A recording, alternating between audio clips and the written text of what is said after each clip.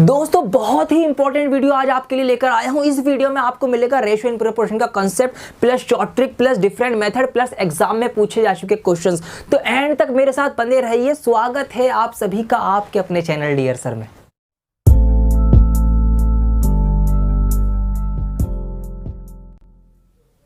आइए दोस्तों शुरू करते हैं कॉन्सेप्ट से, because concept is power. Concept हमारी शक्ति है, हमारी पावर है।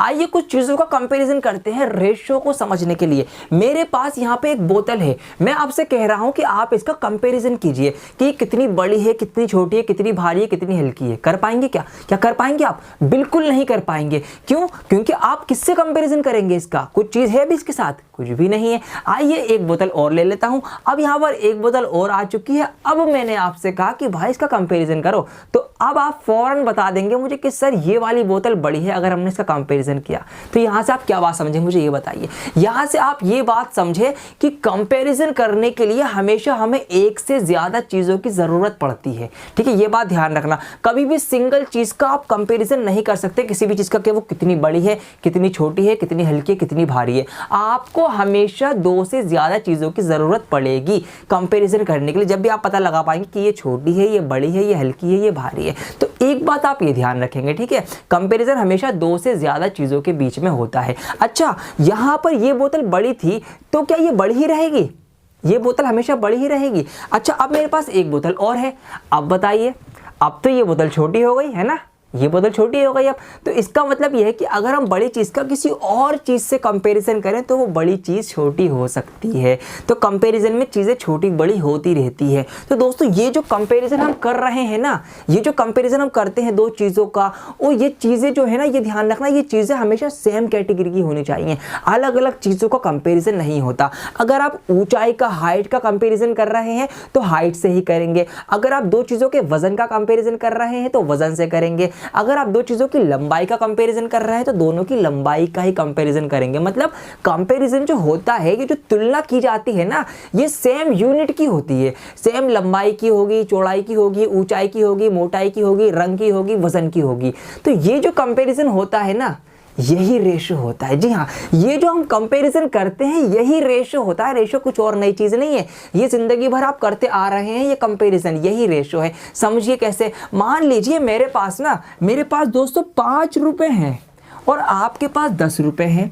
देखिए यहाँ से दो बातें निकलती हैं। अब यहाँ पे हम कंपैरिजन कर रहे हैं, जितने रुपये मेरे पास हैं जितने आपके पास हैं। तो पहली बात, दो चीज़ें हो गई कंपैरिजन के लिए, दो से ज़्यादा या दो चीज़ें हमें चाहिए होती हैं। अब देखिए यहाँ से दो बातें निकलती हैं। पहली बात तो ये क्या कि आपके पास जो है वो मेरे से डबल रुपये हैं, है ना। मेरे पास 5 है, आपके पास 10 है, तो आपके पास मेरे से डबल है। या हम ये भी कह सकते हैं कि मेरे पास आपसे आधे पैसे हैं। ये भी तो बात ठीक है ना। तो ये कंपैरिजन है। कंपैरिजन को ही हम रेशो बोलते हैं। तो हम इसको इस तरह से इस-टू से दिखा देते हैं कि 5:10 का रेशो है हमारे तुम्हारे रुपयों के बीच में। ठीक है, हमारे तुम्हारे किसके?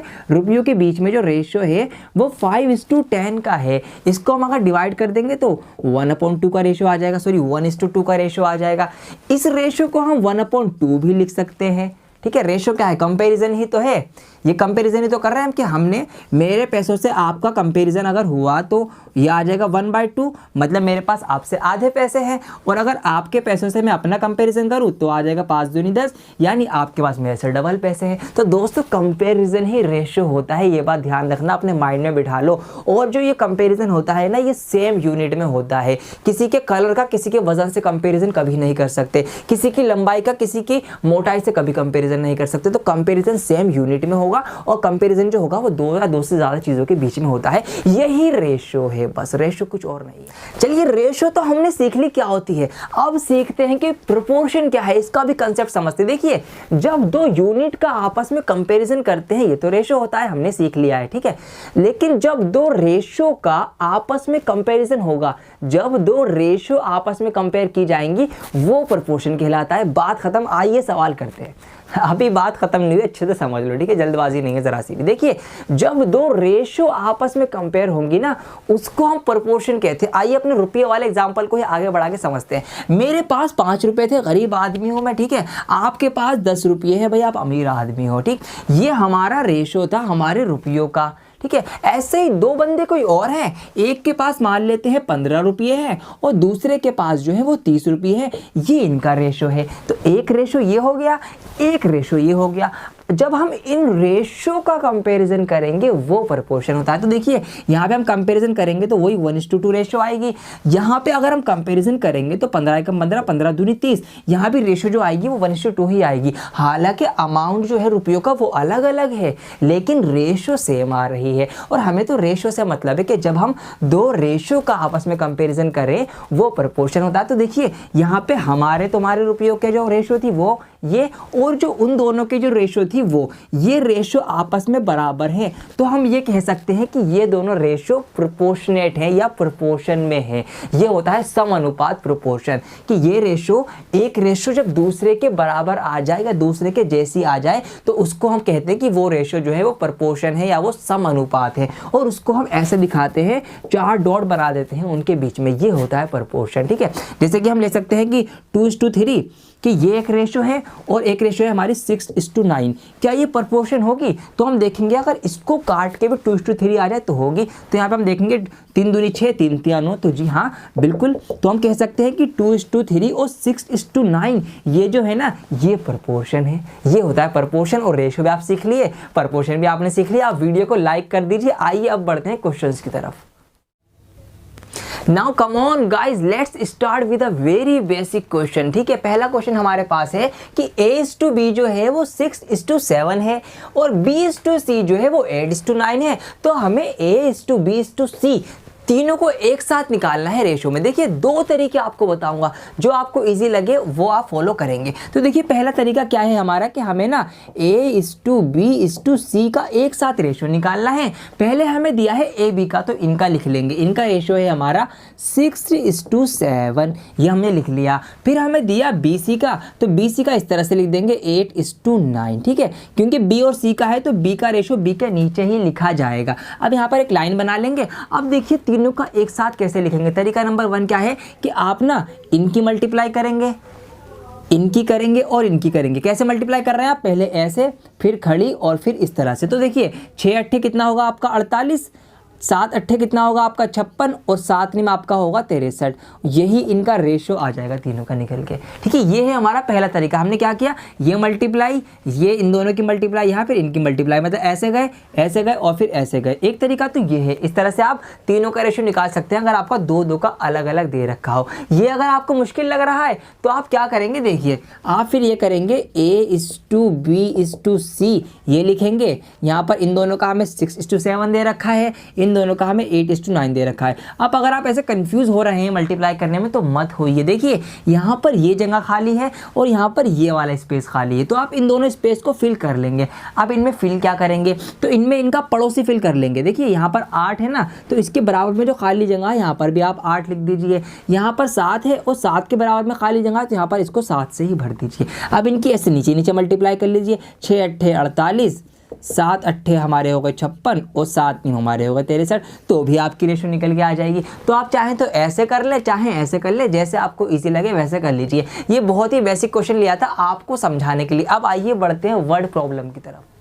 चलिए दोस्तों, अब मुझे बताइए कि ये सवाल आप कैसे सॉल्व करेंगे। देखिए सवाल क्या है हमारे पास, कि वह भिन्न बताएं जिसका 1/27 के साथ जो अनुपात है, वो रेशो जो है उसका वो 3/11 और 5/9 के अनुपात के बराबर है। इसको समझिए। देखिए हमसे कहा क्या गया है, हमसे कहा गया है कि कोई भिन्न है। ठीक है, हम मान लेते हैं कि x है, कोई फ्रैक्शन है x, उसका जो रेशो है 1/27 के साथ, ठीक है, इसका जो रेशो है वो 3/11 और 5/9 के रेशो के बराबर है।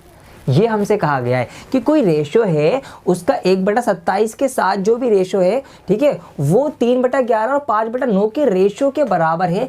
तो वो फ्रैक्शन क्या है, हमें ये फ्रैक्शन बतानी है। तो देखिए इसको कैसे सॉल्व करेंगे।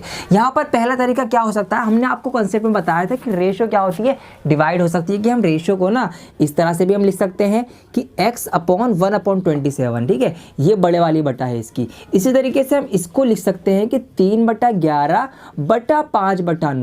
ठीक है, ये बटा ये, तो हमने इस तरह से लिख दिया। अब इस टाइप की शक्ल को हम सॉल्व कैसे करते हैं, इसका बहुत सिंपल तरीका है। क्या तरीका है कि बाहर बाहर वालों की मल्टीप्लाई आप लिख लीजिए और अंदर अंदर वालों की मल्टीप्लाई लिख लीजिए। तो बाहर है ऊपर 3, नीचे है 9, 3 नीम आपके हो जाएंगे 27 और 11 पंजे हो जाएंगे 55। तो ये आ गया इसका 27 बटा 55 सॉल्व करके। ऐसे यहाँ पर हम बाहर बाहर वालों की करेंगे तो x और 27 की मल्टीप्लाई होगी, तो इधर आ जाएगा आपका 27x। हमें निकालना है x, तो हम क्या करेंगे, 27 मल्टीप्लाई में है, बॉर्डर पार जाके डिवाइड में चला जाएगा, तो ये 27 जो है यहाँ नीचे आ जाएगा। यहाँ से हम इसको हटा देंगे और हमने वहाँ पर ये लिख दिया। अब एक 27 ऊपर एक नीचे, इसको काट देंगे तो हमारा क्या आंसर आएगा, x हमारा निकल के आएगा 1/55। तो इस तरह से हमारी ये वाली जो बटे की शक्ल है, फ्रैक्शन है, वो आ जाएगी कितनी, 1/55। एक तरीका तो आपका ये है सॉल्व करने का। अगर आपको ये मुश्किल लग रहा है तो एक और तरीका सीख लो मेरे साथ। देखिए क्या है हमारा सवाल कि x का जो रेशियो है 1/27 के साथ, वो बराबर है 3/11 के रेशियो के 5/9 के साथ जो रेशियो है, ये है ना। अब देखिए दूसरा तरीका क्या है कि भाई इसकी आप कर लो क्रॉस मल्टीप्लाई। सिंपल, 9 3 आपके 27 हो गए, 11 पंजा आपके 55 हो गए, बराबर की जगह बराबर रहेगा, 27 x आपका 27 हो जाएगा, ये हो गया। ठीक है, 27 मल्टीप्लाई में है, डिवाइड में जाएगा उधर, तो इधर यहाँ पे आपका 27 बटा 55 रहेगा और डिवाइड में ये वाला 27 आ जाएगा, 27 से 27 कट जाएगा, आपका x बराबर आ जाएगा 1/55। तो आप ऐसे भी इसको सॉल्व कर सकते हैं। ठीक है, तो आपको ये समझ में आए ऐसे सॉल्व कर लीजिए, वरना ऐसे सॉल्व कर लीजिए। सवाल आप समझ गए कि हमसे क्या पूछा है और हमने क्या निकाला है। आइए एक सवाल और करते हैं कुछ अलग टाइप का। आइए दोस्तों ये सवाल देखते हैं और इसकी शॉर्ट ट्रिक देखते ही आप हैरान हो जाएंगे। देखिए सवाल क्या है, मेरे साथ पढ़िए। दो संख्याओं का योगफल 40 है, मतलब दो नंबर्स हैं, उनका सम 40 है और उनका अंतर 4 है और उनका डिफरेंस जो है वो 4 है, 4 है। दो संख्याओं का अनुपात बताइए, तो उन दोनों संख्याओं का हमें रेशो बताना है। देखिए इसको हम ट्रेडिशनल से कैसे करेंगे कि हम मान लेते हैं कि एक संख्या हमारी x है और दूसरी संख्या हमारी y है। एक नंबर x माना, दूसरे को y माना। हमसे कहा कि दोनों का जो सम है वो 40 है, ये हमने लिख दिया। फिर हमसे कहा कि दोनों का डिफरेंस यानी अंतर जो है वो 4 है, ये हमने लिख दिया। तो ये हमारे पास दो इक्वेशन बन के आ गई। इनको हम सॉल्व कर लेंगे इक्वेशन वाले मेथड से। तो हम क्या करते हैं, सबसे पहले हम निशान चेंज करते हैं, निशान बदलते हैं। तो ये x प्लस का है, ये माइनस का हो जाएगा। ये y माइनस का है तो इसको प्लस का कर दो, ये 4 भी आपका माइनस का हो जाएगा। देखिए ये प्लस का, ये माइनस का, ये पूरा पूरा हमारा कट गया। ये प्लस का y, ये प्लस का y, y और y हो गए हमारे कितने, 2y। और इधर 40 में से हमारे 4 गए तो हमारे कितना बचा, 36 बचेगा। ठीक है, यहाँ से हमारा y निकल के आ जाएगा कितना, 18। ये हमारा y निकल के आ गया। अब y निकला है हमारा, यहाँ से x निकाल लो किसी भी इक्वेशन में रख के। तो हम इसमें रख देंगे किसमें, x plus y is equal to हमारा 40 था। इसमें जब हम y की जगह 18 रखेंगे इस तरह से, x plus 18 is equal to 40, तो हमारा x निकल के आएगा यहाँ से कितना, 40 में से जब 18 कम करेंगे तो x आ जाएगा, कितना निकल के आएगा हमारा, 22 निकल के आएगा। तो यहाँ से हमारे वो नंबर निकल के आ गए x और y। क्या निकल के आया हमारा, x निकल के आया हमारा 22 और y निकल के आया हमारा 18। देखिए ये तो नंबर निकल के आ गए कि देखिए इनको प्लस करेंगे तो 40 आएगा और इनका डिफरेंस कितना है, 4 है। ये नंबर आ गए। लेकिन हमसे कहा है कि उनका रेशो निकालो। रेशो क्या होता है, उनकी सबसे छोटी शक्ल। तो इनको हम डिवाइड कर लेते हैं, ये कट जाएंगे हमारे, 2 से कट जाएगा, ये 11:9 हमारा आ गया निकल के। तो ये रेशो बनेगा इनका 11:9। ये था हमारा ट्रेडिशनल तरीका कि अगर हमें नहीं पता हो तो हम x मान के करेंगे। अब सुनिए इसकी शॉर्ट ट्रिक, देखिए कितनी जल्दी आंसर आएगा। इसको मैं हटा देता हूँ यहाँ से। देखिए इसकी शॉर्ट ट्रिक क्या होगी, अब ध्यान से देखिए सवाल को दोबारा से मेरे साथ। हमसे कहा गया है कि उनका जो सम है वो 40 है और उनका डिफरेंस जो है वो कितना है, 4 है। तो आप क्या करेंगे इस टाइप के क्वेश्चन में, एक बार इन नंबर्स को प्लस करिए और एक बार इन नंबर को माइनस कर लीजिए। बस यही शॉर्ट ट्रिक है। जी हाँ, एक बार प्लस करा 40 4 44, एक बार माइनस कर 40 में 4 के 36, इसको आप काट दो, 4 एकम 4, 4 एकम 4, 4 नीम 36, आ गया आपका वही रेशो। ठीक है, देखा आपने, वही रेशो निकल के आया है कितनी जल्दी। सिर्फ 2 स्टेप्स फॉलो करी हमने, वो सारा एक्स वाई वाला झंझट सब खत्म हो गया हमारा। क्या करना है हमको, दोनों को एक बार प्लस में लिखना है, रेशो में एक बार माइनस में लिखना है और उनको काट के आपका रेशो निकल के आ जाएगा। तो अगर इस टाइप का क्वेश्चन सॉल्व करने को आए तो ऐसे शॉर्ट ट्रिक लगाना। अरे हाँ, शॉर्ट ट्रिक से एक और शॉर्ट ट्रिक याद आ गई, आपका डबल फायदा होने वाला है। देखिए एक टाइप का सवाल और आता है, उसमें क्या होता है कि हमसे कह देता है कि मान लीजिए कि किसी नंबर का कोई नंबर है ए उसका 2 गुना किसी और नंबर के बी के 3 गुने के बराबर है, ठीक है। ऐसे सवाल आते हैं। क्या सवाल आता है कि किसी नंबर का 2 गुना किसी दूसरे नंबर के 3 गुने के बराबर है, तो उन दोनों नंबर का रेशियो क्या होगा, आता है ना। तो इसकी शॉर्ट ट्रिक क्या होगी, देखिए कितनी मज़ेदार है। जो इसके साथ जो नंबर होगा वो तो इसका होगा, जो इसके साथ होगा वो इसका होगा। तो ए और बी की जो रेशियो बनेगी वो 3:2 बनेगी। आया नहीं आया मज़ा? मज़ा आया हो तो वीडियो को लाइक कर देना, ठीक है। अगर इस टाइप का क्वेश्चन आए तो उल्टा कर देना, इधर वाले की जो रेशियो है वो इसकी हो जाएगी और इधर वाले की रेशियो इसकी हो जाएगी। तो A/B जो आएगा ना यहाँ पे, A/B जो आएगा वो 3:2 आएगा। ये भी एक शॉर्ट ट्रिक है। तो मज़ा आ रहा होगा, मुझे पूरी उम्मीद है। आइए एक और क्वेश्चन करते हैं इसी बात पे। दोस्तों ये वाला क्वेश्चन एग्जाम में आता है तो इसको सीख के जाइए आप। देखिए सवाल क्या है, मेरे साथ पढ़िए। 1 रुपया 50 पैसे एवं 5 पैसे वाले सिक्कों को 3:5:7 के अनुपात में मिलाया गया, मतलब इस रेशियो में उनको मिला दिया गया। यदि कुल रकम जो है वो 11 रुपये 70 पैसे हो तो हर प्रकार के सिक्कों की संख्या ज्ञात करनी है। हमें बताना है कि कितने 1 रुपये के सिक्के मिले हैं, कितने 50 पैसे के और कितने 5 पैसे के। रेशो हमें दे दिया है सिक्कों का कि वो 3:5:7 की रेशो में है, ये उनका रेशो है। आइए उनके अमाउंट का रेशो निकालते हैं, वो कितने कितने अमाउंट में उनका जो रेशो होगा वो बनेगा। तो 3 जो है ये रेशो, ये 1 रुपये के लिए है। तो 1 रुपया कितना होता है भाई, 1 रुपये में 100 पैसे होते हैं और 1 रुपया 100 ही पैसे से मिलके बनता है। तो ये आ जाएगा आपका 100/100। ये यहाँ से वैल्यू अमाउंट निकल के आएगा 1 रुपये के सिक्कों का कि वो मिलके कितना अमाउंट बना रहे हैं। इसी तरीके से अगर हम 5 की बात करेंगे तो ये रेशियो है 50 पैसे की। 50 पैसे का अगर हम अमाउंट निकालें तो वो 100 पैसे में से कितने 50 पैसे, ये निकल के आएगा अमाउंट 50 पैसों के सिक्कों से जो बना है। और बिल्कुल इसी तरीके से हम 5 पैसों का भी निकाल लेंगे 100 में से 5, तो ये अमाउंट निकल के आएगा जो 5 पैसों के सिक्कों ने बनाया है। अब देखिए 100 जो है वो तीनों के ही डिवाइड में है, तो 100 को आप हटा दो, ये हट गया यहाँ से। ऊपर वाले नंबर्स की कर लीजिए मल्टीप्लाई, तो यहाँ पे ये हो जाएगा आपका 300, ये हो जाएगा आपका 250, 5 पंजे 25 और ये हो जाएगा आपका 35। रेशो जो होती है वो सबसे छोटी शक्ल होती है, इसको छोटा कर लो। तो यहाँ पर ये 5 से कट जाएगा, काट देते हैं, 5 7 35, 5 पंजे 25 और 5 6 30, ठीक है। ये रेशो आई है इनके अमाउंट की रेशो, कि ये जो अमाउंट होगा ना इनके द्वारा बना हुआ वो इस रेशो में बटा होगा। ये वाला जो अमाउंट है ये उनके सिक्कों की संख्या का रेशो है, ये अमाउंट का रेशो है। अब अमाउंट के रेशो से हम अमाउंट बांट लेते हैं, अमाउंट बढ़ जाएगा। देखिए तो हमें क्या निकालना है, 60 का निकालना है, 50 का 60 और 7 का। कैसे निकालेंगे, ऊपर हम रखेंगे हमेशा टोटल अमाउंट, ठीक है, 11 रुपये 70 पैसे, और नीचे हम क्या करते हैं इनका सम लिखते हैं, ठीक है। रेशो का आपको शेयर निकालने का तरीका तो आता ही होगा ना, क्या करते हैं नीचे लिखते हैं सम। तो 6 और 5 ये 11, 110 हो गए और 7 ये हो गया 117, ठीक है। पहले हम निकाल लेते हैं 1 रुपये के कितने सिक्के होंगे, तो 1 रुपये के लिए हम यहाँ पे कर देंगे 60 से मल्टीप्लाई। देखिए इसको सॉल्व कैसे करेंगे, यहाँ पॉइंट के बाद ना 2 डिजिट हैं तो पॉइंट हटा के नीचे 2 0 लगा लो, ये लग गई। अब क्या कर सकते हैं, ये पूरा इससे कट जाएगा, नीचे बचेगा आपका सिर्फ 10, 1/10 बचेगा, 0 से 0 कट जाएगी, तो ये आ गए आपके कितने 6 रुपीज़।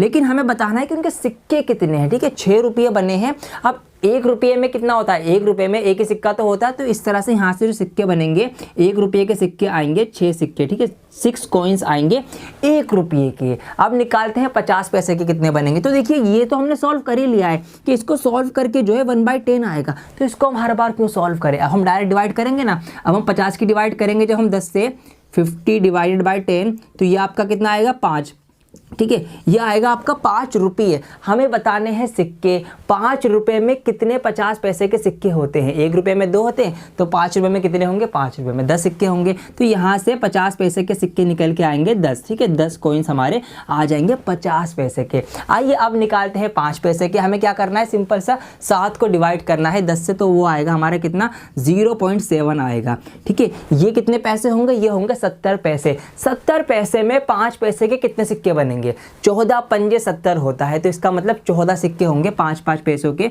जो 70 पैसे बनाएंगे। तो यहाँ से 14 कॉइन्स आएंगे हमारे 5 पैसों के। तो इस तरह से हम सॉल्यूशन निकाल के लेके आएंगे। ये इंपॉर्टेंट क्वेश्चन है क्योंकि ये कई बार एग्जाम्स में आते हैं, सिक्के वाले क्वेश्चन जरूर आते हैं। तो इस तरह से हम इसको सॉल्व करेंगे। 6 सिक्के आ गए 1 रुपये के, और 10 सिक्के आ गए हमारे 50 पैसे के, और 14 सिक्के आ गए हमारे कॉइन्स आ गए 5 पैसे के। ये हमारा आंसर निकल के आ चुका है। आइए कुछ और क्वेश्चंस देखते हैं।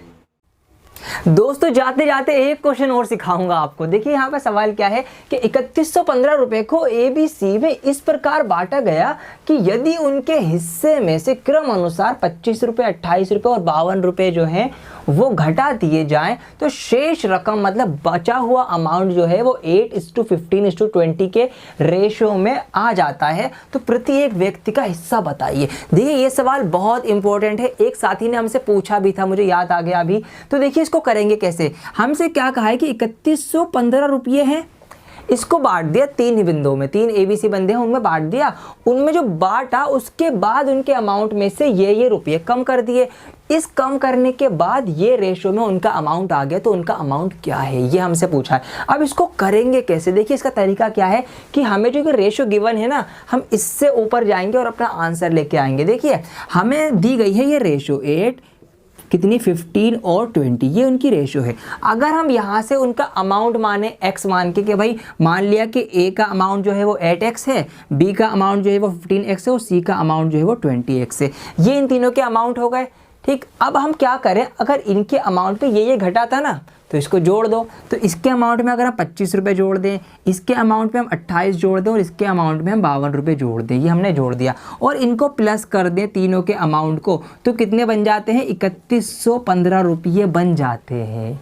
ये है हम उल्टा आए हैं, हमने रेशो से उनका अमाउंट माना, जो घटाया था उसको जोड़ा और इनको जोड़ के टोटल अमाउंट आ गया जो था। तो इस तरह से हम इसकी इक्वेशन फॉर्म करेंगे। सबसे ज़रूरी पार्ट यही था, ये बच्चे नहीं समझ पाए थे इसलिए ये सवाल गलत हो गया था। तो अब ये सवाल सॉल्व हो जाएगा। अच्छा ट्रेडिशनल में तो लंबा टाइम लगेगा, जल्दी से इसको आप कर लेते हैं। देखिए यहाँ पर हम क्या करेंगे, एक्स वालों को एक साथ जोड़ लेंगे तो यहाँ पर 15, 8, 23 और 20 हमारे कितने हो जाएंगे 43x हो जाएंगे। इधर हमारा 3115 चल ही रहा है, ये नंबर सारे जोड़ लो कितने हो जाएंगे, ये 28 और 52 आपका हो जाएगा 80, 80 और 25 हो जाएगा आपका 105। तो 105 जो है वो इधर आके माइनस का हो जाएगा। ठीक है, बॉर्डर पार जाके माइनस का हो जाएगा। ये हमने माइनस कर देते हैं, 5 में से 5 गया 0, 1 का 1, ये आ गया आपका 30 10 और इधर आपका 43x है। हमें x की वैल्यू निकालनी है तो 43 मल्टीप्लाई में है, वो बॉर्डर पार जाके वो डिवाइड में आ जाएगा।